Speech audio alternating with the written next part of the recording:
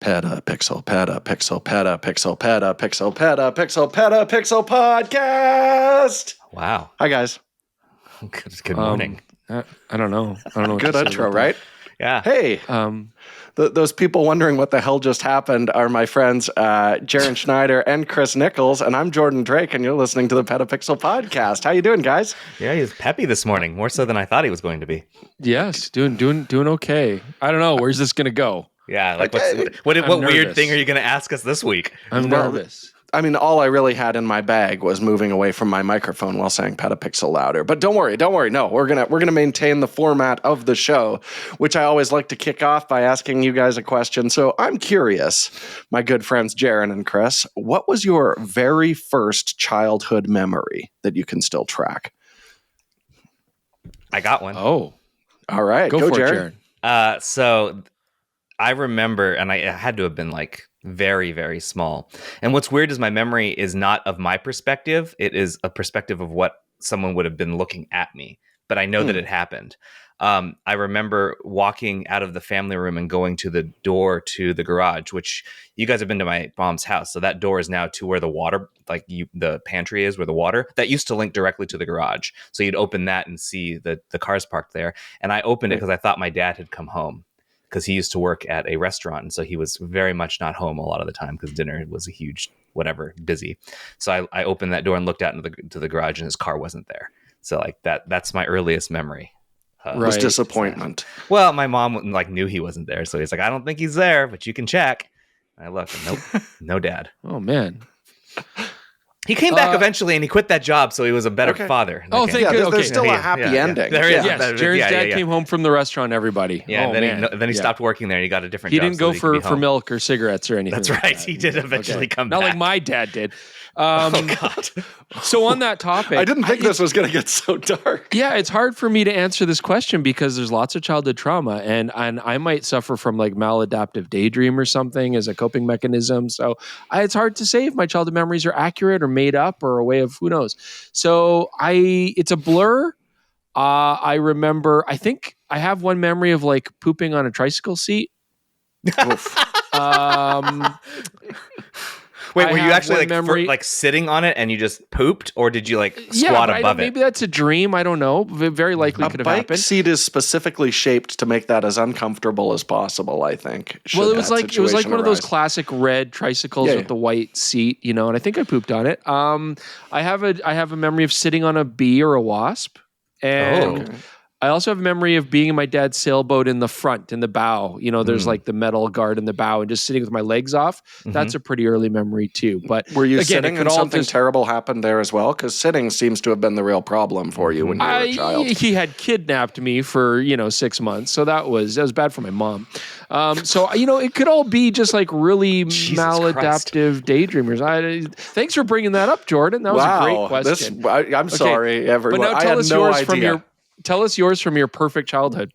My first very clear one, I would have been around 2 or 3 and stuck Santa my tongue visited you to the window of our house in the winter, and no one was immediately around. So I was trying to rock back and forth and couldn't get my tongue off the window. And then eventually the glass someone part did or the metal part? I'm assuming the metal part. Around, around the glass. The Christmas story. You glued your tongue to a piece of metal in the winter? But inside the house, which is where most parents would be the chances of this happening are quite small. But I proved them wrong. So Canadian winters are very cold, especially back then. Very cold. Yeah. Basically disappointment and trauma as an opening for our fun podcast. This was a terrible idea. I apologize to you and the listeners. Good job. Well, this week, to move past, the trauma, we have an interview that we're doing with Peter Daring, who's the founder and I guess CEO. I don't know if it's got to be a corporation at this point. He didn't CEO. He didn't correct me when I said his name was founder and CEO of Peak Design. He's going to talk to us a little bit about his company and his history of bag making, and then specifically about the new outdoor series bags, the adventure bags that they launched in September. We ask him as many questions as we can and try and fit those in 40-ish minutes. So hopefully, and in keeping with the theme of this show, he made reference to the tactile strength of one of the cords. That is one of the darker things I've ever heard anyone from a company say. So he's right on brand with us this very week. interesting person to talk to. I mean, very interesting, very engaging person to talk to. Yeah, Peak as a company is wild. They've done so well, and they are very specifically a camera brand. They're kind of like the Red Bull of camera bag manufacturers. Interesting, the Red Bull. At any rate, that we've got that plus a ton more. So let's get started.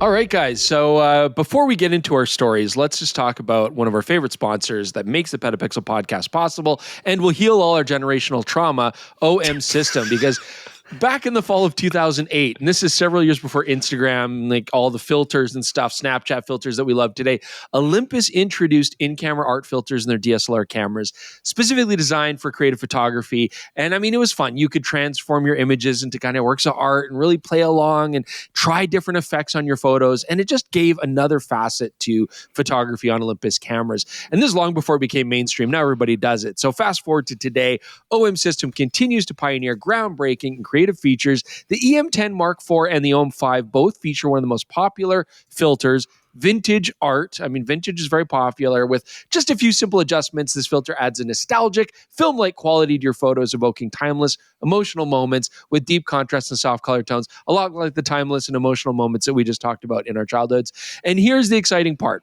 One of the world's biggest pop superstars, can't say who, was recently spotted using the OM System EM10 Mark IV, which is a very sexy camera. I could certainly see why they would. And she was capturing images with that same vintage filter. Very popular, very cool for OM System. You too can get dreamy, magazine-worthy shots straight from your camera without apps or any sort of post-editing. You know, why do that afterwards when you can just have it right in camera? With OM System, it's more than just taking pictures, though. It's also about getting the emotion, telling the story, and having fun. So whether you're shooting portraits, landscapes, street photography, try those art filters on the M10 Mark IV or the OM5. Bring your creativity to life with ease. And if you want to try it for yourself, or if you're looking for the perfect gift for someone who also wants to try it, you can get an EM10 Mark IV body today with a 14-42 version 2 lens, all for just $699.99. That's killer. That's a great price for anybody who wants to get into photography. You're going to get nice range. You're going to get manual control. Really nice to do it. But it only goes till September 29th, and that's coming up really fast. So if you want something like a bit more weather sealed, a little bit more rugged, then look at the OM5. You will still save $300 off that right now. Visit explore.omsystem.com/petapixel or your favorite OM System authorized retailer. Grainy, black and white. That is my addition. I like that art filter a lot. If I'm shooting an OM camera, I do RAW plus JPEG, and my JPEG is grainy black and white. And then I got the RAW file if I want to go back to the color and stuff. It's a good way to shoot, but I don't know if my opinion counts, as I am not the top pop star recording artist. All right. Well, on that note, I'm going to officially say this is where the ad ends. It's over. Okay. That ad is over. I can now infer from this description that the pop star in question is probably Taylor Swift, because on September 13th, we published a story on PetaPixel. Yeah, there was an actual news. Yeah, I don't think you need to say probably. It's probably Taylor Swift. She uses an OM camera. Well, technically it's Olympus. It's old. It's an EM10 Mark IV. So there's pictures of her using it. She likes it, still uses it, been using it for years. So that's probably what they're referring to. Probably, I don't know. It's not possible to know. Some say we'll never know. Let's cover some news, because things did happen last week. That was major news. The Taylor Swift thing was major news. We're done. Sure. That's the only news anymore that people care about. Yeah, you're right. Okay. What is Taylor Swift doing right now, Jaron? That's what I want. I don't know. Anyways, what about another famous person? Do you guys like Jeff Bridges? I do love Jeff Bridges. Fantastic actor. Yeah. Well, Also apparently a photography aficionado, and I did not know that. And it's kind of funny, like you hear these people come out of the woodwork, like Dennis Hopper, right? I mean, he was big. Brian Adams, Canada's own Brian Adams, very prolific photographer. Like it's interesting. Jason Lee runs a photography store. Yeah, Jason. Yeah, absolutely, right. So it's interesting that you kind of these people come to the woodwork, and you're like, oh, they like photography, and a lot of them are very passionate, including Jeff Bridges. Well, on September 13th, the same day we published that story about Taylor Swift's OM system camera, we wrote a story about Jeff Bridges talking to Stephen Colbert about his love for the Widelux. So if anyone doesn't know what a Widelux is, it's a relatively rare camera now. They're difficult to find. It shoots panoramic photos on either 35 millimeter or 120 format film. Mm-hmm. Bridges prefers the 35 millimeter option. Mm-hmm. It was manufactured originally by the Japanese company Panon Camera Shoko and debuted in 1958. It uses a novel swing 26 millimeter lens that acts as a shutter and exposes an area on a strip of film as it does so. It has a 126 degree field of view and an image size of 24 by 59 millimeters. So like, because it's pano, the negatives it produces are twice the standard 35 millimeter length when you go get them developed. Well, he's loved this camera for a long time. He originally liked it because it was a gift from his wife for one of his birthdays years ago. His wife is also a photographer, and he's been using the Widelux forever. Really big fan of it. There's pictures of him on the set of multiple movies from the past, including when he was playing the dude in The Big Lebowski. So he's been using it for a while. Well, a little bit after, just a couple days after that appearance on Stephen Colbert's show. Now, this is not the only time he's gone on a late night show to talk about the Widelux. He's been doing it for like a decade.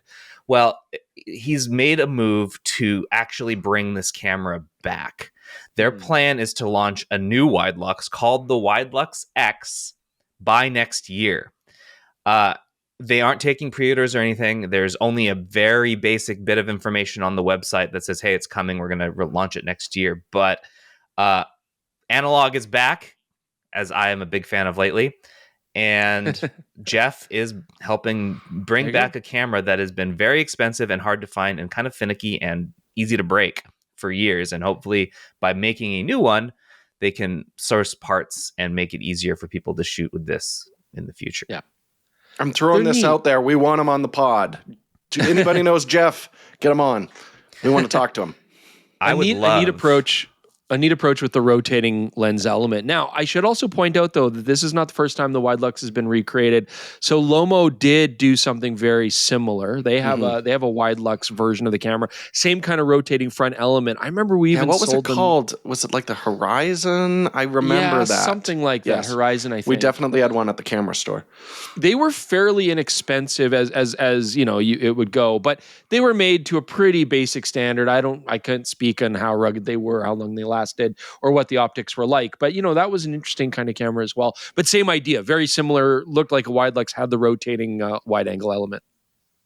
I'm trying to find this camera right now. Is it the F6B? Lomo Horizon sounds right. Lomo Horizon. At any rate, I would not only just because I think he's awesome, it would be great to have him on the podcast. But I just want to talk about the Coens with him for hours. We don't have hours. I'm fairly certain that this will exist. Like, I don't know if they'll hit their 2025 target, but like, I don't see Jeff giving up on this. This seems like a passion project for him, and it would be great for you guys to shoot with Jeff's camera. It'd be cool to have that happen. So it'd be amazing. We'll see. There's just go shoot with Jeff Bridges. That would be amazing. Yeah, Can we go shoot Bridges with Bridges? That would be the greatest episode ever. We'll head out to Lethbridge. Oh my God. We could go back to San Francisco. And we'll see what happens. We're going to keep an eye on this, but I just think it's really neat that analog cameras are not only getting a revival in the sense that people are shooting with them again, like I am, but like we're getting brand new film cameras now, which is neat. It's cool. On that note, I'm actually going to move this story up because it's an excellent segue. This morning, as we were preparing to start this podcast, Ilford announced that it is celebrating 145 years of making film and photographic products with a limited edition range of retro packaging that dates it looks like from the 1960s and 70s, I believe. 50s and 60s. Sorry. So they are going to put out a bunch of FP4 Plus and HP5 Plus in this retro packaging for a limited time. It's going all over the world. I think this just might be what their packaging looks like for a very short run of the next bit of film that they're producing that you might find at your local shop. And it'll be in this packaging. And it's super neat. I like the green HP5. Oh, man. Hot. Hold on to the box if you find some of these in the store. That should be my new backdrop. The boxes are great. The film is fine. You don't like HP5? I like HP5. And it's a hot take. I'm not a big fan of HP5 or FP4 personally, and I know that makes me a horrible person, and so I deserve all the bad things that are coming to me. It's just wild to me that a company founded in 1879 making film products is still doing it in 2024. Making film products. They managed to survive like the decade-ish, 2 decades of digital growth, and are still going. And now that they're actually able to be successful, probably beyond that because of how popular film is again. Yeah. I do respect how faithful they've kept the emulsions on FP4 and HP5. Everybody else has kind of tweaked theirs and messed around with it, and they've kept that to a minimum. And so I like that aspect. And Delta 100 is chef's kiss. That's beautiful film. Beautiful. It's vintage packaging. Signature Chris Niccolls Delta 100. We got to push for that. So the pictures that I showed on the podcast last week, the black and white ones, I believe were on Delta 100. So I might be with you on that, Chris. Delta 100 is a great film. I haven't seen my Rodinal HP5s yet. Oh, yum! Delta 100 Rodinal. Rub that all over my body. That's not how you develop film, but yes, I will say, in my mouth. You probably took like 5 years off your life in doing that. In your mouth, Chris. I've lost a lot. It's all good.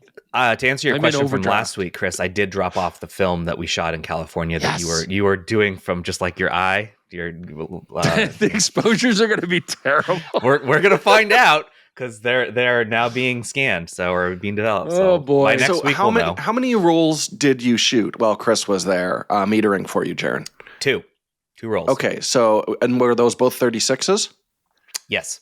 Okay, so out of 72, how many do we think is going to be correctly exposed? I think we should put a number on it right now. More than half. I'm going to go with more than half. I'm going to say 30. We shot in a lot of different lighting too. Let's point that out. I mean, I'm confident the sunny stuff is going to be great, but we shot in like a lot of low light, shade, partial shade. So what's your guess? Who the hell knows what the exposure is off top of their head, like inside the transition of shadow in the Steve Jobs? You claimed you did. Okay. And you know what? I think I'll be vindicated. It's my vindicated month. You guys will see. But, who knows? Who knows? Okay, I'm saying 30. Jaron is saying, what are you going to say? You're saying more than 72. Half. So 40? 40? I'm going to say one of them out of exposure. That's it. Just one. Only one. So yeah, only 71 pictures perfectly exposed. Okay. I think Jaron actually did some bracketing occasionally, so the odds are low. You're going to win this fair. Yeah, I'll remember the ones where it's like where Chris said you probably shouldn't take that picture. It's not going to be enough, and I'll be like, I'm going to do it anyway. Man. So, all right. Moving on. Yes, we got some data that came in from. It's published by Nikkei in Japan. But it's from a group that does their own market research. It's called Techno Systems, and they've been doing it for years. And Nikkei, here we go again, does it with a bunch of different types of electronic products, and one of them is digital cameras. And within that, of all cameras sold in 2023, Canon sold 46.5% of them, according to this data. Sony was second place with 27.9%, Nikon in third with 11.3%, Fuji in fourth with 6%, and Panasonic in fifth with 3.6%. So, there's another story that links directly with this. So before we get to that, I think do them together, and then we can do some inferences. Okay, yeah. So that's the data here, but. Last week also, Sony claims that they have sold and are in the number 1 position of full-frame mirrorless cameras. Specifically, they sell the most of those. Yes. So, with this information, what are we saying? Where is all this coming from? again, just to be clear, this doesn't account for value of cameras, right? Just units sold. And Canon is saying that, well, Canon's not saying, but the data is saying that Canon sold the most digital cameras, not just full frame, right? And the whole and not just mirrorless. Not just mirrorless, right? So market share. But remember last year, Canon and Sony had a similar fight, a similar battle. I'm doing air quotes. And I believe that was, if I'm not mistaken, over who sold the most full frame cameras. No, so Canon's language was not as specific as Sony's. So it's very similar to this, where they said they were the most mirrorless, period. Mirrorless cameras. And Sony says full frame mirrorless. So, and in this case, we don't know. Canon hasn't released another press release like that this year, at least not yet. So this is just coming from a third-party source, which would back up what Canon said last year, because this is data from 2023. So when Canon said last year that they were selling the most mirrorless cameras, it's possible that's correct, based on this data and by a wide margin. Yeah, Right. I think it makes a lot of sense because we keep hearing over and over that the M series, despite Canon basically killing it, is still extremely popular. And those are very affordable mirrorless cameras, where Sony has kind of gone up market. If you look at what they've done, it's like the 6600, which is a pretty expensive camera that I'm sure they're not selling a ton of units, or older models, 6100, things like that. But I could absolutely see between, cheap, discounted Rebel DSLRs, M series cameras, and them going really down market. Like they had 4 APS-C R-mount cameras available now. Yeah. For a while, they had more cameras than lenses in that. I can see how they could definitely be moving a lot of quantity because they have so many entry-level products. I'm fairly certain the RP was like dirt cheap. I'm sure that's moving as well. Basically giving it away. And I had to write a story that says, please don't buy this. Like, don't do it. It's interesting, though. Like, I don't know that I would dispute Sony's claims. I mean, I think they're selling a lot of full frame cameras. Oh, I agree. Yeah. Even with their reduced overall market share. What is interesting, though, is that Sony's market share went up quite a bit, according to this data. Nikon's went down a little bit. Fuji's went up basically nothing. Panasonic gave ground and Canon stayed the same. So Sony's the only one really showing big growth as well, according to this data. At the same time, I kind of want to know the numbers for APS-C because, I mean, Sony make great APS-C cameras, but I don't know that they sell that well. Not the way they used to. Fujifilm have 6% of the market share, according to this. And that's not exclusive to APS-C, but that's going to be a big part of their market. So yeah, way more I'm than curious. medium format. Yeah, I'm curious how much they take there. But yeah, it's funny to see how little the other companies share after that. Nikon's 11.3%, Fujifilm 6%, Panasonic 3.6%, and then everybody else like just very small margins. I think a big part of that is just everybody moving up market across the board. Yeah. It's just they're not selling a ton of entry-level product the same way Canon still is. That's the phone. That's the we've seen this in like sales from information from what's the name? SIPA. They showed like where most of the money is being made, and even though like tons of units are still like moved of these lower, smaller sensor cameras, they don't make any money. The actual like money they bring in per unit is really low compared to like you may sell a quarter as many of them, but actually your profits are much higher. So that's likely why Sony is still in a very good position. And even though Canon may sell a ton of units, they had those layoffs earlier this year for a reason. Yeah. And Sony's selling, I mean, optics, everybody makes good money on. Sony's selling sensors, obviously. And on that note, like Canon may be selling a bunch of these. So there wasn't the RP, by the way. It was the R100. It was $414 earlier this year in April. And I'm like, that's worst camera of the year winner last year, if I recall correctly. That may be a tantalizing price, but you should not spend the money on it. So not worth it. Even now, even after letting Sigma and Tamron make lenses for APS-C, there's still bafflingly few options for APS-C small mount and mirrorless from Canon. So anyway, those numbers with given this a little bit of more information on the back end should explain like how Canon can have 46.5% of all sales, but still not be winning in full frame mirrorless and may also be not making as much money as you might think. All right. Really big story. Last one.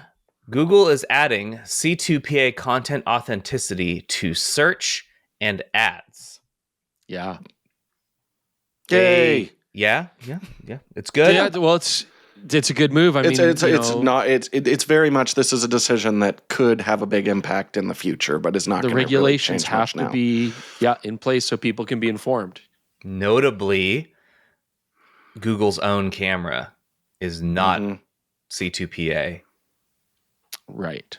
So. I'm sure this is another one of those things where it's like just divisions in Google not communicating at all. I think that seems to be the case. But yes, even Samsung did their half-hearted thing of putting a watermark on AI created images, where Google's just like, you know what?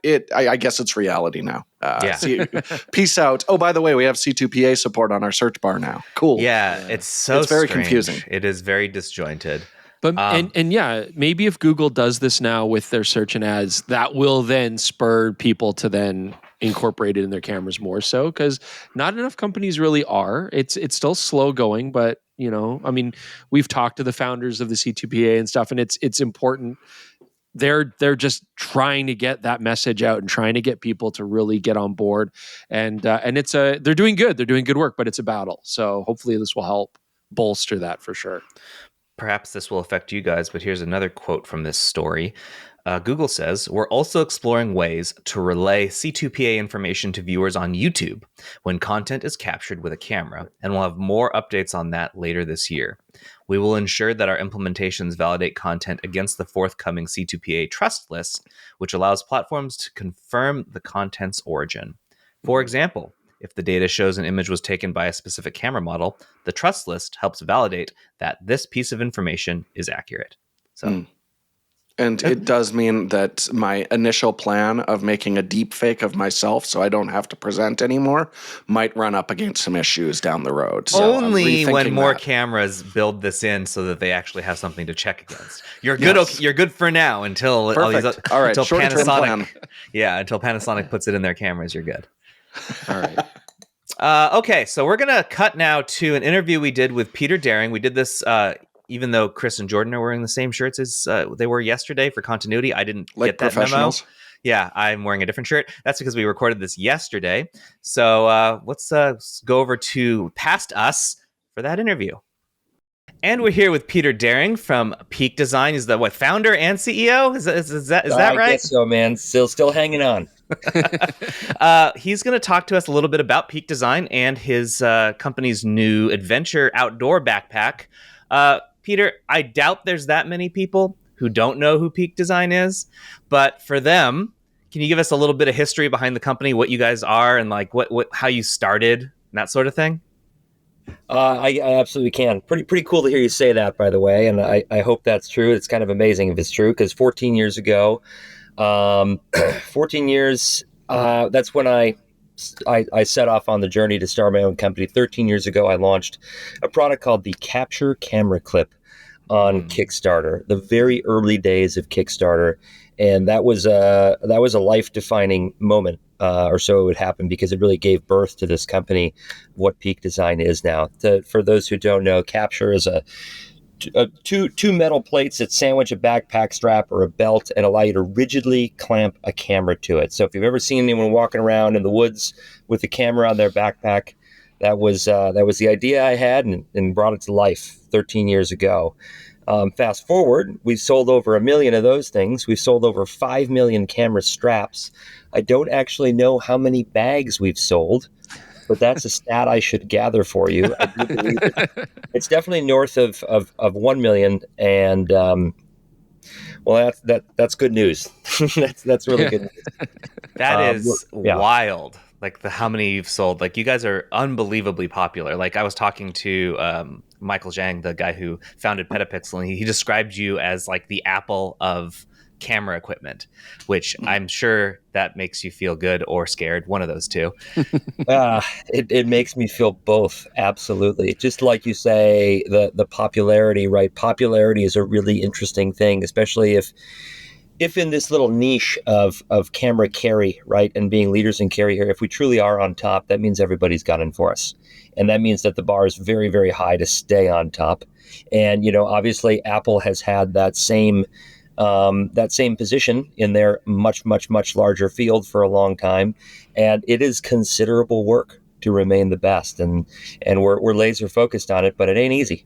So I really wanted to mention, like, back when Chris and I worked at the camera store in Canada, there was a stretch there where you guys were just absolutely blowing up. And I think we couldn't get a Canadian distributor or something like that. Do you remember this, Chris? And we would constantly have people coming in like, oh, man, I want to grab that peak clamp. And that was like a large part of our job, was just saying, no, I'm sorry. I know you want it. We can't offer it at this time. Now, of course, they have them. But I do remember that was a frustrating period there when it really felt like the everyday carry was everywhere.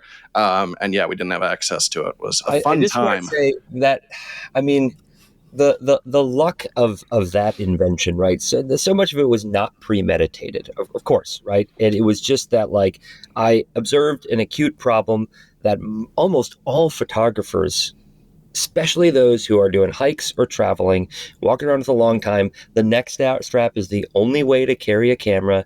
For some reason, Nikon and Canon made shitty neck straps, still make shitty neck straps for years. God bless them. God bless them. They could so easily, I shouldn't say it, but like they could have differentiated there. But we've been happy to actually be partners with these camera brands. And it's nice to have a premium accessory that goes with it. But for whatever reason of luck, that product really struck people, and it was truly unique and novel. And that's what really just allowed us to launch and gave us the permission to kind of apply the same line of thinking to all these other useful camera products.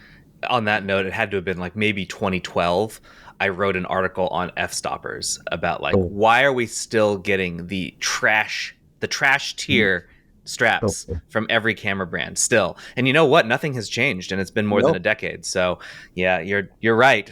I guess it's good for you that they continue to make bad products. Yeah, like they realized they missed the boat on trying to do anything unique there. Yeah, like the first thing I do whenever we get a camera like for review or like go to an event or whatever is I take their straps off. Just instantaneously, it's gone. This is just sitting on the floor of my office right now, and there's 2 more within my eye line of camera straps that I've taken off them when they arrive for review. I actually and ship back with them when they come back. I use a Canon strap to pull my daughter's like toboggan, her sled. In the wintertime. They're absolutely, mechanically they're very sound. A lot of tactile strength. You know, there's a lot you can do with the strap. Never throw away a good strap. It's true. You don't know what's going to come up. So Peter, can I ask a question based on this sort of origin of the company and the design? Because I do know back then, low pro was it, right? Like low pro was huge back then, and they've really lost a lot of market share, I think, right? And they made great bags. We all started with them. I'm sure you probably rocked one for a while. That's a totally different story, by the way, like how they collapsed. But moving on, moving on. But they were functional and they had a certain aesthetic, but it wasn't like a sexy aesthetic. So like when you started making bags, what was your approach to design? Because they kind of exploded overnight. Peak Design became a brand that everybody wanted to covet. The approach, first off, I mean, you look at the progression of them. We made a messenger first, which is interesting because it was late kind of in the world of like, hey, messengers are what are cool. But I don't know, maybe I have a bit of an old school fashion sense or something like that. But also I was working with Art Viget, our lead designer, who has just like, he is an artist. He's like the surfboard shaper, the painter, the sculptor. And it was the combination of those two kind of aesthetic forces, me really focusing on utility and function, him as well. But and I care about aesthetics a lot. And like, he's just more avant-garde aesthetic, real kind of a genius in this regard. And so when those things combined, you caught like a truly edgy bag, but really all of it, and I'm talking about the everyday messenger, was function first, right? That mag latch, the ability to have a bag that would grow and kind of be beautiful at each stage of growth, and also be one-handed and blind and instant without being Velcro. Because the moment you put Velcro on it, it just strikes as like, oh, it's a child's bag or something like that. Right. And so that was like, you look at, I could describe the way that the everyday messenger really came from that singular design requirement, which ended up informing so much of the rest of the bag. I mean, then of course you get into the strap on that bag and using tubular webbing, right? Everyone likes a padded thing, but this floating pad that migrates and has this this discontinuous look to it, right? That was unacceptable. And we had already developed slides, so we'd already come up with the idea of like, what if you put padding inside tubular webbing? Right? We didn't invent tubular webbing, but we actually, I remember we got some sample that was using it just for double thickness. It wasn't used to put a pad in there. And it's like, can we stuff a pad in this thing? And that was actually a real challenge to figure that out. But you start combining all the elements and you put a capture band on the outside. So like the ideal place to put capture in there. And then the invention of flex fold dividers, right? The idea that like that nobody likes to futz with the Velcro. And if you could have just some amount of modularity, instant like, like, ooh, how pleasant would that be? And oh man, that designing that first bag was so fun. It was so fun. And we did it really quickly. I mean, really quickly. You compare it to the outdoor line, we jammed through that thing.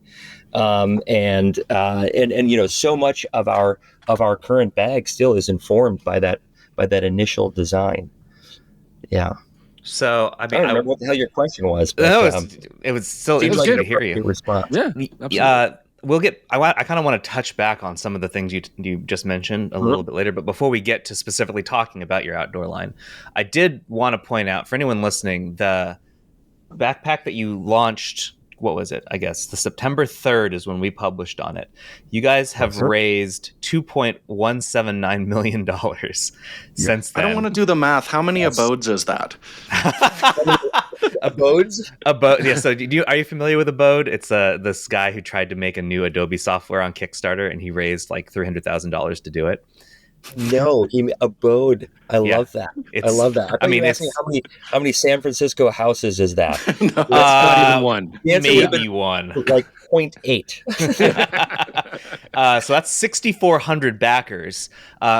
Neat to be able to see this sort of thing because you guys are on Kickstarter, but that segues into a question we hear a lot, and that is, why are you still on Kickstarter after more than a decade of showing that you are a successful brand? You don't need the concept of Kickstarter anymore, which is, you know, you don't have any capital, you don't have any working money. Here's your idea, let's go out there. And a lot of folks, and we do this too when we publish on Kickstarters, we will say basically, this is not a pre-order service. This is not a guarantee of getting something, because for the most part, a lot of companies will go into this and not successfully deliver. So you have to know that there's risk associated with it. There are exceptions. Like with Peak Design, you guys, this is essentially a pre-order, but you're using a Kickstarter platform for it. So can you kind of talk about why you're still on Kickstarter? Well, number one, because it still works exceptionally well for us, and it works across so many different fronts. Number one, it is this period to engage with customers about its development, about the excitement around the product. And it is this thing where people are putting down their money. And why do they do that? Like, one, they want to be first in line. Two, they get it at a significant discount. And the idea that you can get a brand new product at a discount simply makes people buy more of them. You know, in exchange for the 5% that Kickstarter takes, plus the discount that we get, I think that we get significantly more people getting these things out into the wild at one time. And then that moment of fulfillment happens. And then it becomes a moment that sort of exists on the internet where a bunch of people get their products. And generally speaking, they're really stoked right out the gate. And I don't know, it just creates this wave of momentum. And I don't know a better way to launch products.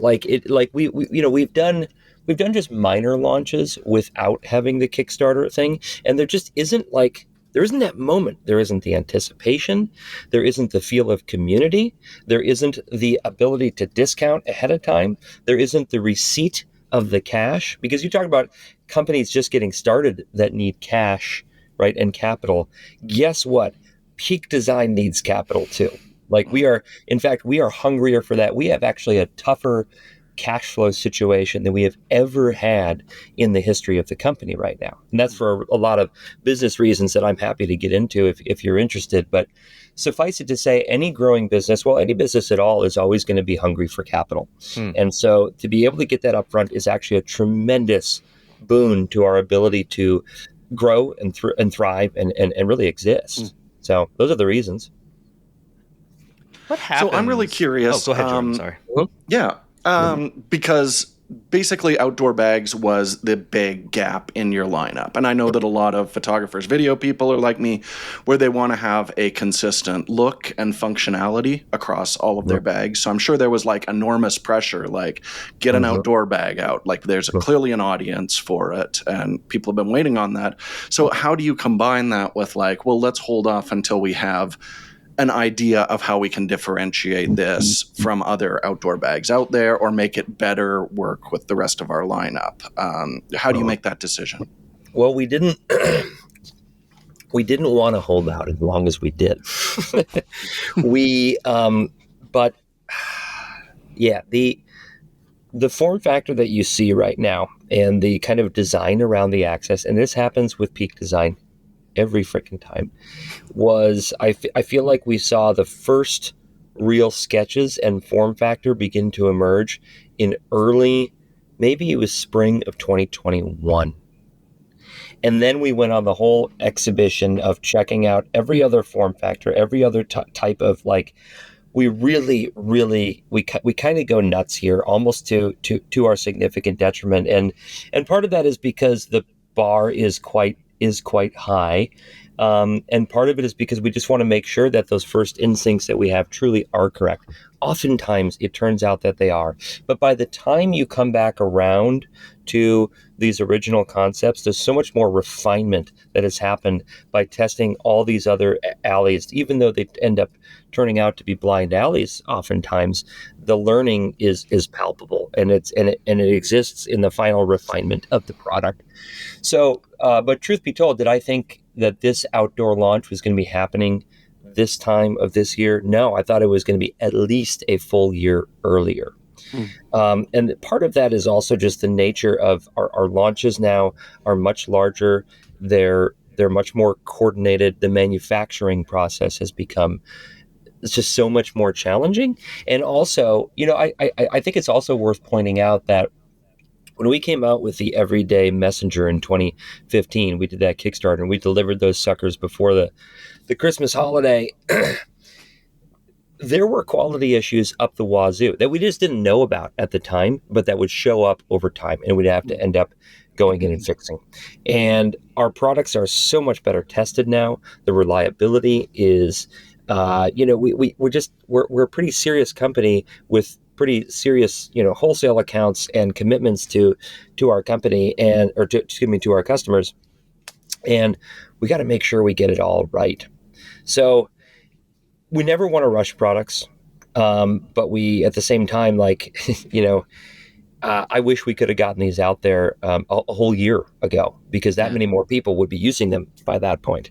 And your estimated delivery this time isn't even by end of year; it's by January now, next year. So it's not like you're not even aiming for Christmas on this one. They're going to happen in November. Oh, so you gave yourself some wiggle room here. We're finally sandbagging. Now that I'm telling one of the most important photographic journalistic enterprises that we're doing that. The fact of the matter is they're on boat. They're crossing the sea right now. Isn't that a wild thought? They're on a container ship somewhere in the Pacific right now, heading this way, heading across through thank God that Suez Canal is opened up. We got to coordinate 7 global warehouses. And so we really want to be more careful about sandbagging. And it's with great intention that we say January because shipping is nuts around the holiday and all of that. But we're kind of ahead of schedule on these ones right now. Nice. So Peter, I have a question then. You have waited quite a while to make this outdoor bag. I know you guys have your Everyday series, which is, like a very general purpose, sort of urban. I know a lot of people like to use it out in the woods too. The travel bag series. So were there specific challenges now and things that you need to address with this new adventure backpack? Sure. Like material changes, everything. Yeah, it's everything. Like that really, that's what takes so long on this is because we have I like to think of you could look at both our Everyday line and our travel line as utilizing the same palette. There's a material like a nylon poly blend, and like these fabrics have been refined and developed over the years to utilize recycled materials, now to have PFAS out of them, to be Blue Sign approved. Like developing all of the materials and trims that go into a product is definitely the most time-consuming thing. And so the outdoor line required a brand new palette. And part of that is it's not just the external the exterior material, it's the interior materials, it's the zippers, it's the trims, it's the liners. And getting all of this right is the thing that takes long. So this is our new palette that we get to paint kind of in the outdoor world. And with that, you have a slightly different consideration set. The biggest difference between everyday and the travel line is that the structure and padding is going to come from, like, even on the travel line, we have structure and padding built into the bags itself. On the outdoor line, we don't, right? It's just one layer of material that is, really, really buff and waterproof. It's not a waterproof bag. I want to be clear about that. That we have the rain fly to like when you're in those waterproof scenarios. Yes, there it is, Jaron. Got it out on screen for anyone who's watching on YouTube. Yes. So yeah, it's that development of the new palette. That's what takes the longest amount of time. Mm-hmm. I guess now is a good time to ask this question. So since I'm holding it, I think you kind of started this with the travel bag, and I want to go on record here. And I love Peak Design products. I didn't really like that travel bag. And I think you probably know I didn't really like that travel bag. If you read my story on Imaging Resource years ago, I'm like, I can't find anything I like about this bag. But that doesn't mean I don't like Peak Design. I just don't have to like every product. So I'm looking at this new bag, and I kind of see some of the stuff that I saw in the travel bag here. And I'm curious if you can tell me, like, you've made some design decisions here that are wholly unique to this bag that aren't things people would necessarily remember if they own a Peak Design product now. So if I've got an Everyday Messenger or the Everyday Backpack, there's chunks of this that are like, this doesn't look like that at all. The way that you've done the attachments here as a hook system is different. This chest strap, which is small, is different. The drawstring, this is different, as opposed to using parts that you had people maybe are familiar with or that you've become known for. Can you tell me why you've made such drastic changes from, like, what I guess some people would say is a proven product design? You've moved to something else. Because in speaking in the outdoor world, weight is just that much more of a consideration. So we ditched a lot of the aluminum. We only used aluminum at that very top harness where we needed an incredibly strong piece to exist there. And we wanted, when you're talking about webbing, even if, like, the actual difference in the weight of a bunch of webbing that would go around, like, you got to remember that weight is kind of a war. It's not a battle. You have to fight all these little individual battles. And so if we want the versatility of being able to have our cord hook system basically attached to any point on the bag and have it also, by the way, not look like it, like, people do not realize, grab mine right here, like, I mean, obviously those who are paying careful enough attention, they do, but there is a cord hook system that runs around. Yeah, around the whole thing. Chris noticed this, actually. Yes, and like that is something that if we would have, we really couldn't do that with webbing, because it would just, it would dominate the aesthetic of the bag. Plus that the attachment system would not be nearly as svelte. And it would just be a lot clunkier scenario. So really, much of the attachment mechanisms that we've created just have to do with the utilization of cord versus webbing. This cord is also a lot stronger because it's built with ultra Dyneema, ultra high molecular weight polyurethane. I like to fish with that. Yeah. That is. Do you remember when Firewire came out? Yeah. Spider wire. I remember I was a big fisherman growing up as well. That was incredible. Super material, man. So a lot, yeah, Jaron, to fully answer your question there, it's just a different set of design requirements, and lightweight is a priority, but the same other things remain a priority, which is access and the ability to expand. And we've just achieved that in a different way. And man, I love the top opening of this thing. So I will. Yeah, we're talking about that now. So we're looking for anyone just here listening to us. We've got this. There's a drawstring on the top, which opens a pouch that you can fit stuff inside this pouch on the back. This is the back. This is the front. On the front. On the front. This is the That's front. the front. Okay, it's the Yep. front. And then the inside that there's a magnetic like roll top. Yep. How confident are you in this string? Because I've been using the larger one of these. I haven't actually. This is like straight out of the box. I haven't touched this one. That's why it looks so pretty. I've been using the bigger one. Because the way that I pull on this drawstring, it's always ending up at the exact same point every time because I'm not necessarily changing it that much. How confident are you that I'm not going to start wearing this down? And if I do break this string, can I replace it easily?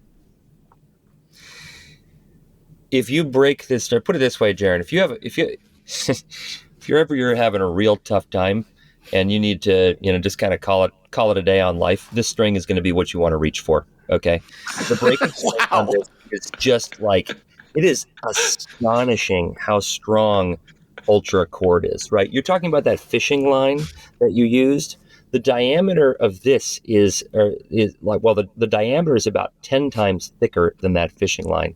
I actually don't know offhand what the tensile breakage strength of this is, but it's remarkable. But you're talking about abrasion, finishing in the same spot, right? Mm-hmm. We know from utilization of a thinner cord on all of our anchors. By the way, we've made 25 million peak design anchors over the years. Funny how such a simple thing's been so successful, hey? Yeah. They're incredibly strong. Yeah. We were never having to replace those due to wear once we switched to the Dyneema ones. Mm-hmm. Prior to that, we definitely were concerned, or not only concerned, we were having problems before Dyneema came along. But so long story short, Jaron, I have no doubt in the confidence of that. Another thing that is, I think that we have taken, so it's a similar mechanism to what you'll find in Solomon shoes and other things like that. We definitely refined it for ourselves and for our purposes, but this cord is really quite tiny compared to ours. And shoes take a lot of force, and they're also a situation that's going to end up in that same spot. We were actually far more concerned about the teeth that engage with the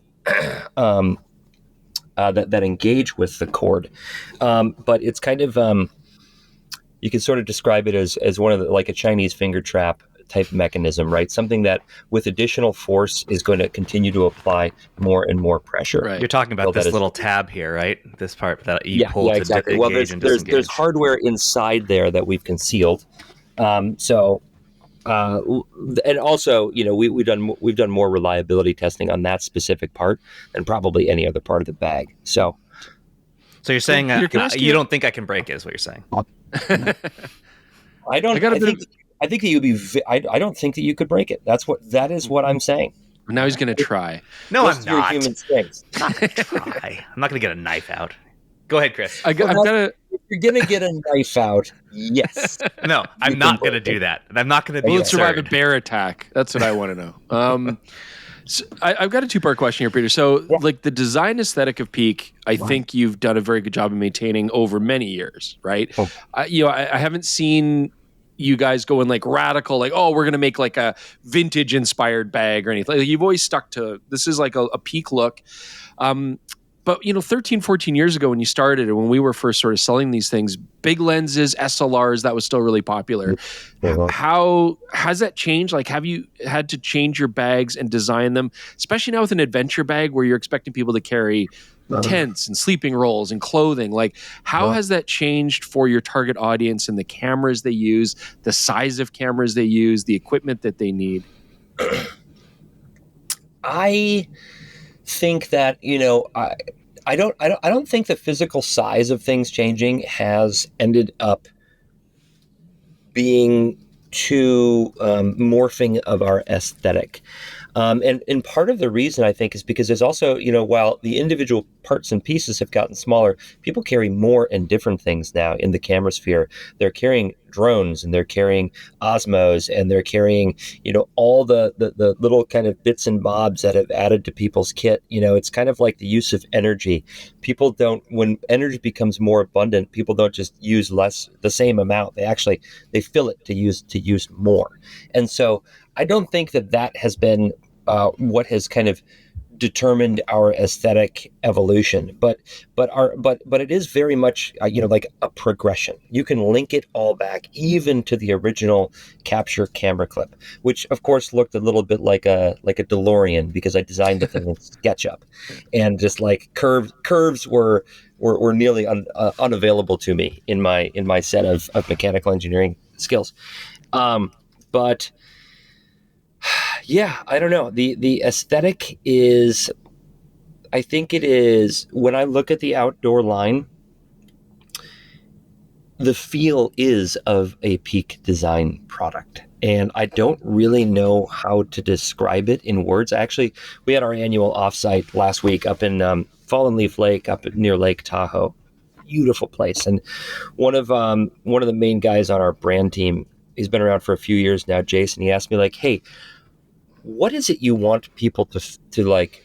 How would you describe Peak Design to someone who's new to it? And this is really a challenge for us because like you can say like, oh, we're an accessory company who started in photography and we make bags and for travel and for everyday and camera bags and for people out, and we make things that go inside it like packing cubes. Like you could start listing all the products, but then you wouldn't even be talking about the motorcycle mounts and the cycling mounts and the actual tripods that we make, and it's challenging. So we say words like create, commute, explore, but there is something else that is that defines the look and feel and the balance between kind of warmth and precision and also like even humor and like the human element of what Peak Design is. And I think when I think about it more in terms of kind of colors and music and elements of nature. I know that sounds a little trippy, esoteric. It's a little esoteric, but like, I don't know, man. Take some boomers, put on some headphones, and go listen to In Color by My Morning Jacket in the Woods, and you'll know what I'm talking about. There's like a depth to it. And I don't know, maybe I'm too much in my own head about this stuff, but like it is, I find it difficult to describe with words. Maybe we'll get it one day, but I'd hazard a guess actually that the brand is only going to go and develop more tendrils in these other places, and so be a little bit harder to describe in a succinct amount of words, but we'll see. If any come to mind, we're all ears. I've got a few questions that maybe we can machine gun these off so we don't take up too much time on these, but like, so can you, I'm certain that this bag does not look like the first iteration of the bag that you tried on this thing. So as you were iterating the design, what were some things that you were like, this is a good idea, and then you put it on the bag and you're like, oh no, it wasn't? Did anything come up on that with this particular design? Yes, in particular the sternum strap. We had such a cool sternum strap at the beginning. It was utilizing elastic cord, and it had two just connectors, and it would end up making a like V shape like that, or like kind of a W or a double W or something like that. Mm-hmm. And it was so quick and easy to put on. There was so much that we loved about it, but ultimately the comfort just wasn't there, especially for people with bigger chest. For women, it was such a snazzy, completely different thing, and we ended up having to ditch that. In the interest of your machine gunning, I'll just leave it at that. There's plenty more that I could talk about, but that's the one that comes to mind for me. So I got a question. So some of the things that came up when we published the story about you guys launching this bag was that they're like, that bag seems pretty heavy when empty. And you mentioned earlier that you guys were trying to reduce weight. So if some folks are still thinking that it might be too heavy as is, do you have any comments on that? Yeah, my comments on that are that it is not the lightest. If you look at like Hyperlight, right? That's of course the North Star for a company that has made great backpacks that is focused purely on weight. But it is simply a balance of features versus weight. And for a photographer, access is key. right? Hyperlight is more about getting from camp to camp, and you can go stuff yourself way into that tube, and it's not a problem. For photography, you need to be ready to get your whole kit accessed. And so that's the main thing that's driving that weight, is that back panel and its ability to have a big open zipper around there. Mm-hmm. And then, you can start throwing in all the other little things, like, and you can strip it down. You can remove all the external carry stuff, and get that thing lighter. You can even take away the hip belt, which has excellent pocketing, capture bands, all of those things, right? Then also take a look at the pads. The padding on this, I think some people don't even realize this. This is one of the coolest features on the bag, and we barely talked about it. You see that incredible roundness to it? The actual He's holding up the internal chest strap right now for anyone just listening. all the way around. It's kind of the top where it comes over the shoulders. One of the major areas that people encounter discomfort is that the shoulder straps will tend to dig in at this point on an edge. We don't have an edge. We have what we kind of call the taco strap, right? It's like a hard shell taco, like a soft version of a hard shell taco. And that means that you're never going to encounter any kind of sharp edges there. And look, those things create weight. They do. Every one of these features, you add them all up, and you're going to encounter weight. And we think that this is the right balance between feature, comfort, and weight. If I could wave my wand and just make this thing lighter, I would, I definitely would. But in the balance of, we don't want to give up any of the features that we've created. So in the end, it weighs what it weighs. And I don't think that, for the extra pound and a half that it is over and above a Hyperlight for the comparative one, I certainly wouldn't trade the features. So that's what I'd say. Speaking of access, this is my third machine gun question. I saw a couple comments saying that there's no side access on this thing. Is there a particular reason that you designed it to only be accessible from either the top for some parts of it and the back? Well, the side access is we have that on our other bags, and it's possible due to the fact that there is structure to it, right? If we don't have structure here, it's a lot more difficult to depend on a zipper path that creates that. Also, it really interferes with the ability to have these really incredibly useful, huge pockets on the side. This is the 25 liter, by the way, for those who don't realize. And so it wasn't worth it because of the additional weight and the complication that extra zipper path would have brought. A lot of people on the travel backpack find the 45 liter, the side access. We get a lot of feedback that they think that's superfluous. They don't need that. They don't want that. On the 30 liter, we don't have it. And it doesn't seem to be missed that much. Me, I'm a huge side access guy because it's what allows you to not take the bag off, right, but rather have it like this. Now, the good news is that the zippers can be arranged so that whichever side your preference is, you just keep them here, and then you come in, and guess what? I've got side access, right? So it's not we don't really advertise it as a feature because it isn't as purposeful as it is on our everyday line or our travel line, but you totally can get it. I overzipped there, and so I couldn't get around the bend, but I think you get the point. Yeah, for sure. Yep. You guys What have else? anything? I have more, but I want Chris and Jordan to get in here if they've got anything they want to ask you. Right. I mean, my only statement, I guess, would be it's impossible to make a perfect bag. I think I've heard that a lot, and it's partly because everybody's needs, their biometrics, it's all so varied. So, how do you guys figure out? And you know what? I'll be perfectly honest, Peter. There's aspects of Peak Design's design work that I really do like. I mean, the camera straps, not the straps themselves, but the linkage is fantastic. I love it. I use it a lot with other straps. But I've never really enjoyed the bags. Just for whatever reason, they've just not spoken to me, right? And I think there's so much variety out there. But how do you figure that stuff out? Because it is a balancing act. You can't please everybody. In the end, how do you determine who you are going to please, I suppose, and who you're not? How do you test that out? I don't think we determine that. I think a collective of individuals determines that. And, we put out a certain aesthetic and a set of functions and features and forms, and it appeals to a group. And I think that fortunately, we're kind of hitting the meat of the bell curve, right? Which is interesting because we're a premium brand. You know, we try to price on the low end of premium, but we try to maintain the status of being a premium brand. And, you know, I think that photography is interesting because people can be really passionate about it. In fact, most people who are into cameras are passionate about it. And that's going to allow people to skew more in terms of quality and function when they seek out a product. So I don't know. We're fortunate enough that our combination of form and features and aesthetic is appealing to people.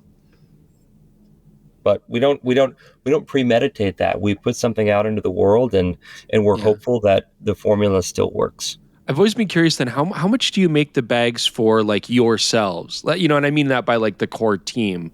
Or are there a lot of situations where you're like, I love this design and you know, you kind of have to look at it. Yeah, but maybe not very many other people will. So let's ditch it. I'd say we always make them for ourselves, or at least those who are like, I know that my personal aesthetic is a big bar to clear. And so we're not going to put a product out there that I personally don't feel like matches up with the Peak Design aesthetic or requirements for function. And so I think that gate is part of what helps maintain a ton of consistency in the brand. It's not to say that I know the best or something like that, but it is important to have consistency. Mm-hmm. Well, I'm gonna say I have many other questions, so here's what I'm gonna do. Since we're already a little late on this one, I'm gonna ask you one last question to end it, but I'm also gonna email you a bunch of questions, and we will have, hopefully, if you're okay with this, answers to these in the article that will go along with the podcast on PetaPixel.com, which I will link in the description below. Website. If that's on the website. So if that's cool with you. My last question, it's actually not my question, comes from Michael. He just slacked me. Can you get a sense of the scale of Peak Design's operations? Like, how big is the company now? And I want you to tell me, like, how many people besides you were there at the original Kickstarter, and where are you at now? Well, the original Kickstarter, it was just me. I was right over there, about 200 feet away in a different office when I hit launch. 14 days later, my good buddy Adam Saraceno, our head of marketing, came on board. He wasn't even living in San Francisco at the time, but I'd known him for years. Today, we are 84 full-time employees, but when you add in our customer service teams and wholesale fulfillment and many other operational elements in Makati in the Philippines, actually in the greater Philippines now, and you add in our retail part-time employees, we're about 164 people. And from a revenue standpoint, I think currently this year we are projected to hit $99.7 million. Wow. Which will... So close to that 100. You know, so close. You know, I think things get more complicated at 100, so maybe we'll save that thing for next year. So that's roughly the scale of Peak Design. Congratulations, cool. Peter, on your success. I'm continue being one of the biggest brands in photography and being like making products people just like to use. Even if it's not everyone, as Chris said, you clearly have a ton of people who love your products and the stuff that you do. So thank you for being there and making stuff for them. Yeah, we appreciate you talking to us. This is I have a lot of appreciation for people who like the press and the generally the world of the internet that keeps the interest in photography going is such a major part of what drives this whole industry. And, you know, it's something we're all in it together on. And same thing with our competitive set. And I don't know, I'm really honored to be a part of this world, and obviously to be fortunate enough to have a really cool position in it. And we don't take it lightly, and we do it with a lot of gratitude for all of those who are part of this industry. Cool. Thanks, Peter. It's great. It was great talking with you. Likewise. I enjoyed it. Thanks, guys. Have a good one. And it was great to chat with Peter. Well, you guys got to chat with Peter quite a bit. My connection was actually having some issues there, so I was a little bit quieter than I typically would be. But you asked good and smart and fancy questions, so I feel like everything worked out in the end. I did send some more questions along to them to hopefully get them answered in text form. So if there were a couple others that we didn't get a chance to ask because we were going long, if those exist, they will be linked in the description below. I hope they do. I don't know. I'm planning for future me, and future me is now having to bear this responsibility. But you said it on camera, so you have to do it now. Good luck, future Jaron. Yeah. All right. What have you been up to? Not much, other than cleaning the basement, which I talked about, because we're going to get that redone.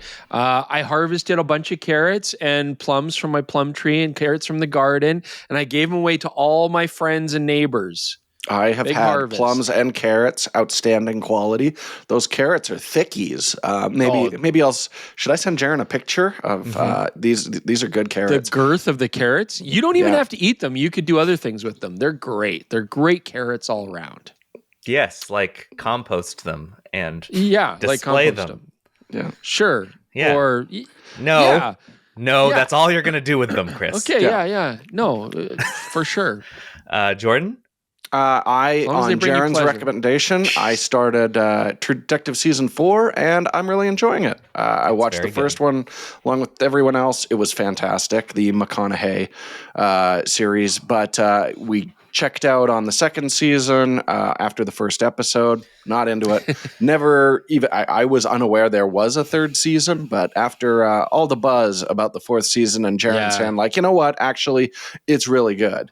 I want to see it too. We took a look, and it's very compelling. I mean, just Jodie Foster tearing it up like crazy. So if you just want to see great acting happen, John Hawkes is back on HBO. John Hawkes is amazing. Yeah, his triumphant return after Deadwood, and playing the complete opposite of his character on Deadwood. So anyways, I recommend it highly. I'm not finished yet, but I'm pretty confident it's not suddenly going to go off a cliff quality wise. No, just on the end of it. On a quick related note, Jaron also told me that Dark is really good. German TV series. Yes. And I started watching it. It's a slow burn. I kind of petered out after like 4 episodes, but then I'm just like, no, I'm going to start watching it again. And it has got me hooked. And that is awesome. And I'm all about now like bootstrap paradoxes and causal loops. And it's actually really fascinating. Outstanding show. Yeah. Next very, very in good. The queue. But by the way, Jordan, to finish what you were saying, when the credits rolled on the final episode, I went over and I just looked at my wife with these 2 big thumbs up. I'm like, that was fantastic. Oh, awesome. Loved it. So it ends really strong. I will go and beta test season 3 for you and see if I think it's any good. Yeah, get back to me. I do want to say some of the worst television CG I have ever seen in season 4, where there's a bunch of caribou jumping off like a it was not good. Jump. It was not a very good intro. It looks like a PlayStation 3 game. So anyways, as long as they're filming actual things in actual cold, looks beautiful. But the CG is rough. I didn't hate season 2. I didn't love it. I didn't hate it though, and I know that makes me a bad person. So yeah, you also don't like HP5. That's the second time you've accused yourself of being a bad person for having opinions. Lots of trauma. All right, before we get to tech support, I've been painting my shed. I need to paint it before the weather turns, and so painting. That's code, by the way, everybody. No, it's just code. It is actually painting a shed. Oh. I did the trim yesterday on the front. I'm going to finish the trim today, and then I have to go back and go over the main color again because trim is difficult to paint correctly, and I need to clean up my mistakes. I don't even know what that could be a euphemism for. Anyways, whatever make anything into a euphemism. Yeah, like carrots. Euphemistic. You'll get there. All right, let's move on to tech support, where we have a ton of email questions and a few speak pipes. So let's get started with an email from Cass Trine. Trine? What do you think? Trine? Trine. Let's go with Trine. Okay. Hello. I've watched your videos on the iPhone 16. I have a general question on it. I'm aware that if someone owned an iPhone 16, it may or may not be worth an upgrade. So I think they mean to say an iPhone 15. It may or may not be worth an upgrade to the new 16. However, as someone who is completely new to iPhones, is it worth getting the iPhone 16 for themselves? Sincerely, Cass. It's a hard question to answer, not knowing where you're coming from on Android. Yeah, if it's your, I mean, if it's your first Apple product, I guess I would normally recommend, get the latest that's out.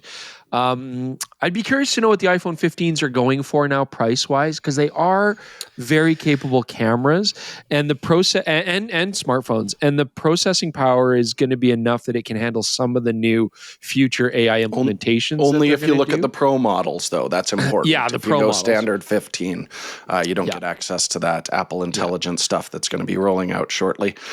One thing I always kind of recommend is the big jump for photography was the 14 on the main camera.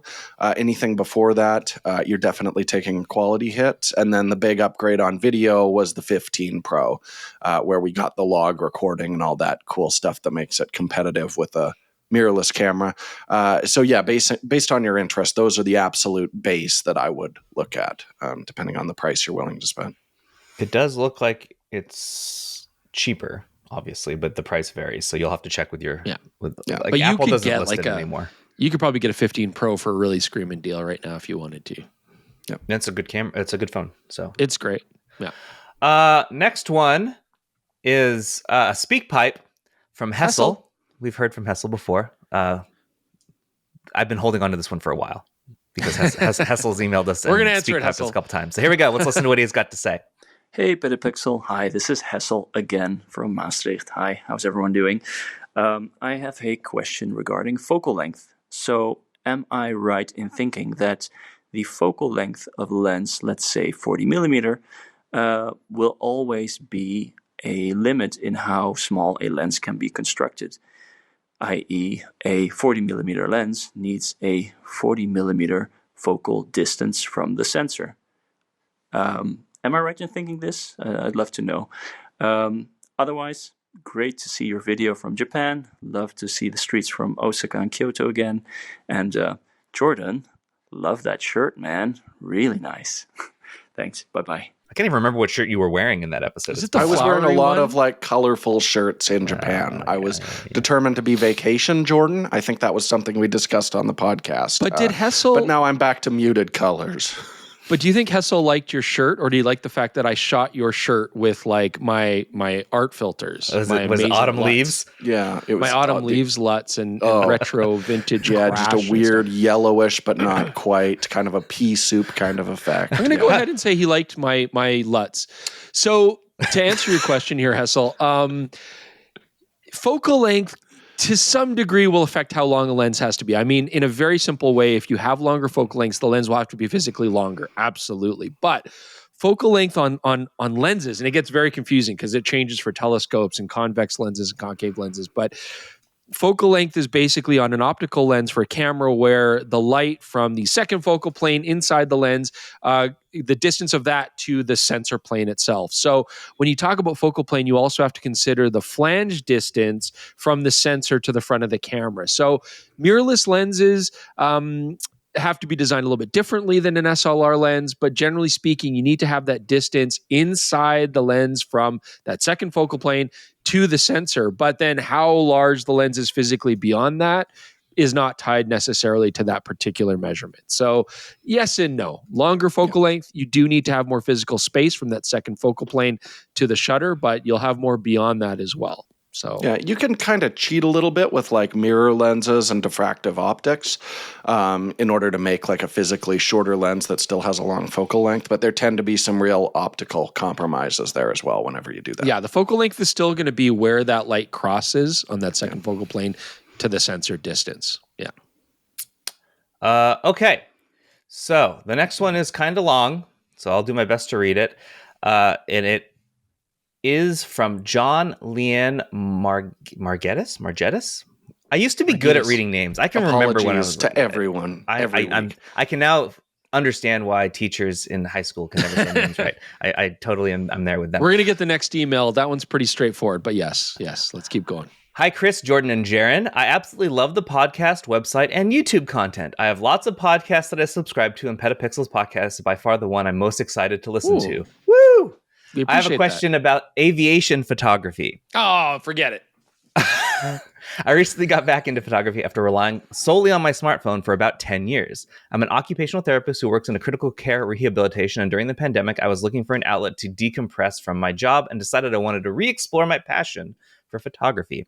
I bought an X105 before the TikTok boom, and the rest is history. Sell And it. got in on that early. After battling some gas for about a year, gear acquisition syndrome, buying, selling, returning lots of different gear, I've settled on a Sony APS-C kit, A6600, with a plethora of Sony Sigma Viltrox lenses. My X105 is still kicking around, and I bring it places where they don't allow interchangeable lenses and cameras.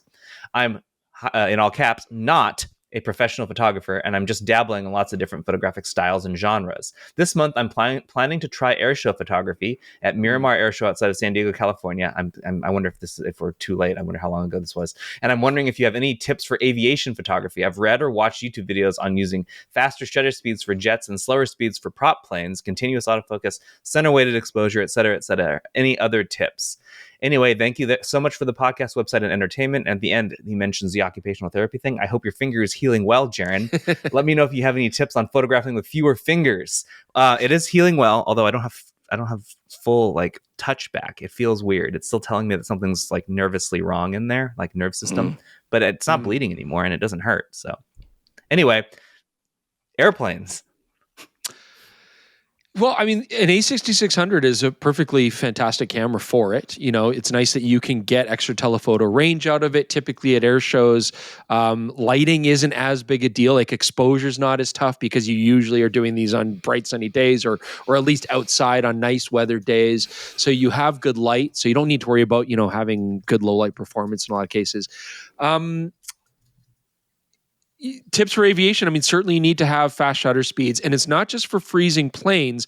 Ideally, you want to be panning with these planes, but also for freezing just any sort of camera shake on your part. Holding long lenses, moving the camera around a lot. That can be tricky just to hold stably. So having faster shutter speeds is important. I always try to shoot long lenses at least 1,000th of a second, if not faster. Continuous autofocus, Sony rely on the real-time tracking. I think it'll do a good job.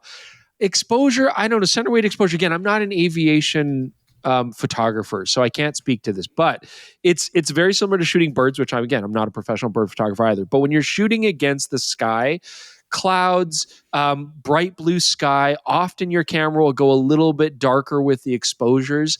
And that can be an issue just because a lot of airplanes are going to be very dark tones and black tones. And if you want to capture as much detail as possible, you might want to overexpose slightly. I could see center weight exposure helping with that in some situations, like if the plane's always in the center, but I wouldn't rely on that. I would stick to just your full multi-field exposure, use real-time tracking, and you can always boost shadows afterwards. Again, the sensors that we have now, the dynamic range is excellent. Maybe overexposed slightly. But yeah, fast shutter speeds, track those planes as well as you can. Really practice being able to move smoothly and pan the camera with that. The last thing I would say too is if you find that you're having a hard time panning, you might want to set your steady shot, your image stabilization to a panning mode. But I believe the 6600 is just either on or off. Yeah, it's going to have to be lens-based. And honestly, that sensor-based panning modes have never really worked for me. I think it's basically telephoto that offers you that switch. But that basically means you're looking at the recent Sigmas or Sony first-party ones. The only other one I would throw out is most of my favorite aviation shots, try and find some sort of foreground element. It'll be out of focus, but just to give a little bit of context, I think that can really set some of those photos apart. If you can find, a frame that you can get underneath and shoot from below, add some flags or something like that. Just anything for context besides a perfectly blue sky, I just find personally more compelling. I will say, we got to this in time. The Miramar Air Show is in 2 days. So we did it. Hey, question is going release to the podcast now, Jaron. We're still recording it. I can't do that. What? We're not live streaming? Oh. How did I get this far without understanding how releases on YouTube work? All right. Okay. Let's see if Jaron gets this name right. Curtis Thompson. I can do this one. It's an email also. Hey, Chris, Jordan, and Jaron, love the channel and podcast. I'm a camera guy, not a phone camera guy. So when my wife asked me what phone she should upgrade to in hopes of a better experience, I didn't really have a great answer for her. I figured now that you've seen the iPhone 16 and Pixel 9, in addition to several years of phone camera reviews, maybe I should ask the experts. She uses an iPhone 12 Pro and feels like the photos are muddy, have poor contrast with easily blown out highlights, and are generally poor quality in anything but the most favorable conditions, especially with the front-facing and telephoto lenses. She would prefer to stay with Apple, but is open to switching if the phone experience on Android is significantly better. That said, I suppose my question is, have phone cameras significantly improved since 2020? And when the iPhone 12 came out, are Apple phones, or at least of the many brands of phones using Android, considered the best purely in terms of photographic quality, not AI features, etc.? If the iPhone doesn't take the best quality photos, does another brand make a phone that takes photos that are so much better that it justifies making the switch? Curious to hear your thoughts, and thank you very much. Yeah, that's tough. Obviously, if you're in the Apple ecosystem, to drop out of that would be very jarring, and vice versa. It can be. Phones have come a long way since the iPhone 12. Absolutely. I mean, image quality has improved quite a lot. My wife uses a lot of the phones that we bring in to test, right? Because she's curious to try them out, and she's an Android user. Jordan's wife is an Android user as well. And it's funny. I feel like people have a very sort of visceral experience to the image quality based on color and skin tone and look of the processing of the photos rather than the actual camera hardware itself. And I would say that too. I mean, she's using a Pixel 9, but she's still like, I really like the Samsung. There was something about the Samsung S23 and S24 images that I really like the look of. And it becomes very subjective when you get down to that. You know, very few people are going to go into shooting raw files, processing them, and setting them up that way. So I feel like it's very, very much important what your wife is going to favor as far as skin tone, color, that kind of rendering goes. And the only way to really find that out is to try it. Now, I do think Apple have really nice skin tones. I think that was actually one of the biggest updates that they've done on the 16. Everybody's photos still look over-sharpened and oversaturated to some degree. And so I think no matter what, you're going to want to tweak that a little bit. But I think Apple's skin tones are good. Absolutely. And the new undertones were a really nice way to change color without messing those up. So I was impressed by that. As far as hardware goes, it's important, but it's probably not important to more casual users. I don't think there's big enough changes other than, are you getting the telephoto range that you want and the ultra wide angle range that you want? But even that's become very similar. Everybody seems to now just be fixed on 5 times lenses for telephoto range. Yeah, that's it, Jordan. Meh. I concur. Okay. Yeah. But stick with the iPhone. Like, I don't know, if someone's got a 15 or 16 that take some shots and see what you think. And if you like the look of it, that's probably the best way to go. Okay. Also, I like the Google. Sorry. God, I know it's tough because this is the thing. It comes down to like, I like the Apple, I like the Samsung, but I really like the Google experience as far as the image quality goes personally, right out of camera. Yeah. I'm a little turned off on Google from the AI stuff. That's really and then Samsung too. Yeah. But you can ignore it. That stuff. You can ignore it, but you're still giving them money, telling them that you approve of what they're doing when you do that. So that's where I ignore the shirt. We give a lot of money to people. Ignore do things that we don't approve of. Ignoring my Apple shirt. That's what I think. All right, moving on. Peter emailed us and said, I have a question for the podcast about lens corrections. My perhaps uninformed view is that the severity of lens corrections on modern lenses is undercommunicated in reviews and in lens specs. The example I've noticed is when taking pictures of very dark areas with my Tamron 35 to 150 f2 where the vignetting is corrected away, but the corners show more noise. This has shown up every time I've done astrophotography with this lens. Yeah. Do you spend time considering uncorrected images in reviews? Is there value in looking for uncorrected images when buying a new lens? Yeah. So, this is a good question, Peter. I always seem to get in trouble every time I try to defend ourselves, but I feel like we actually do and have talked about this on the podcast and on the channel quite a bit on just how modern lens manufacturing, they're allowing a lot of these deficiencies that we normally would have had to have corrected optically in the past. They're allowing a lot of these deficiencies to be corrected digitally because it then opens up a room in the envelope for you to push towards better sharpness, better resolution, which you need for the higher megapixel sensors that we have nowadays, improvements like that. So you are going to see a lot of companies allowing things like distortion, vignetting to happen because it can be corrected afterwards. And you're right. If there's a lot of vignetting and you correct for it, you are going to add noise. You're boosting shadows. There's no way getting around that. That being said, using a zoom lens like you're using, a 35 to 150, a big zoom range like that is going to have more correction required for things like distortion and vignetting. So for an application like astrophotography, this is where a fixed focal length lens that's more suited to that kind of photography, all I'm saying is it won't have to make allowances for the zoom range, so it will generally have better correction, distortion, and less vignetting required for boosting afterwards. But I generally tend not to correct my images for things like vignetting beyond what the manufacturer's intended or the profiles do automatically, because I don't want to kind of show people samples where I've done that. I kind of want you to see if there's still a little bit darkening in the corners, then you'll see it. So I try to leave that. But it's definitely worth being informed. And when you do look at lenses, how much correction is there? But it's also the way modern manufacturing goes now. Yeah, I always sense. just kind of have a rule when we're doing lens reviews that if I think something is such a strong issue that it will impact your photos in a dramatic way, then I want to make sure that we comment on that. You will hear Chris talking about vignetting, for example, when we're shooting charts. If it's something where it's severe enough that it will impact the noise in your corners. When it comes to things like barrel distortion, pincushion distortion, basically every lens that comes out for a mirrorless mount right now, they're leaving that uncorrected to increase sharpness, make the lenses smaller. Where we will mention them is if it has to crop the image in a very significant way to the point where you're throwing away quite a bit of resolution, then we're going to mention it. But if it's insignificant, then we don't tend to bring it up because it applies to basically all mirrorless lenses. Yeah. The one time that can be a real problem is in the future, you might be able to adapt more mirrorless lenses to other mounts. Like right now, we can put Nikon's or Sony lenses on Nikon. And if it doesn't carry over the correction information, that can be a real problem. But that's not a huge issue at this point.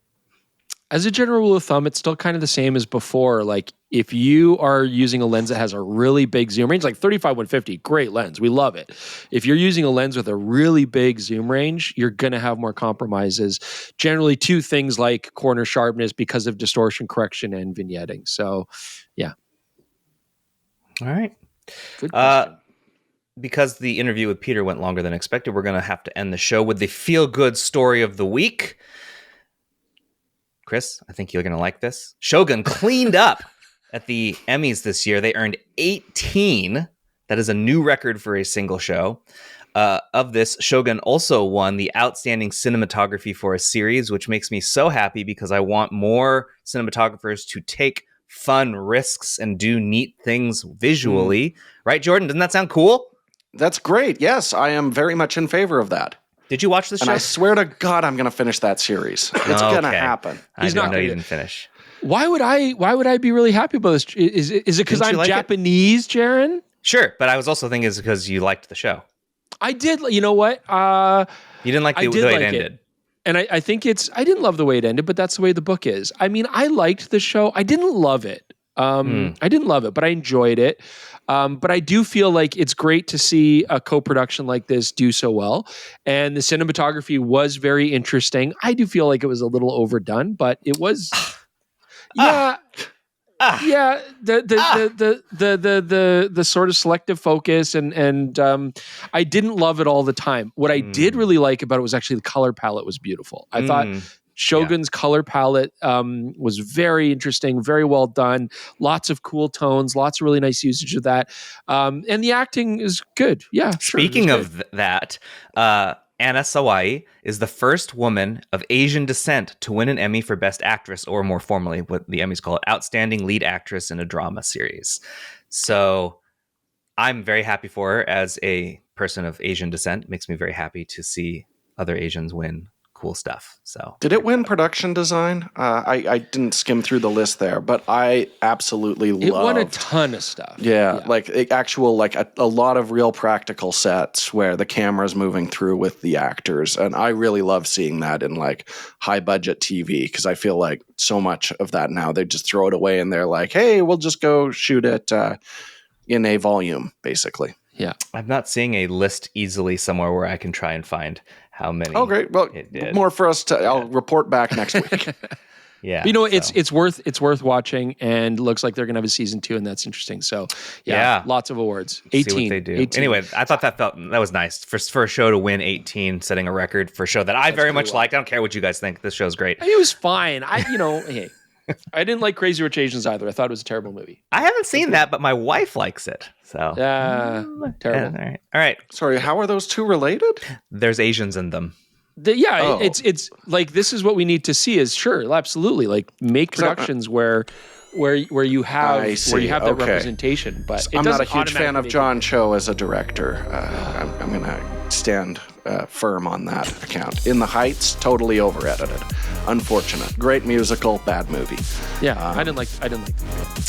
Okay, well, that's it for this episode of the podcast. Thanks for tuning in, everyone. We will see you next week with another episode. Catch you then. Bye. Bye.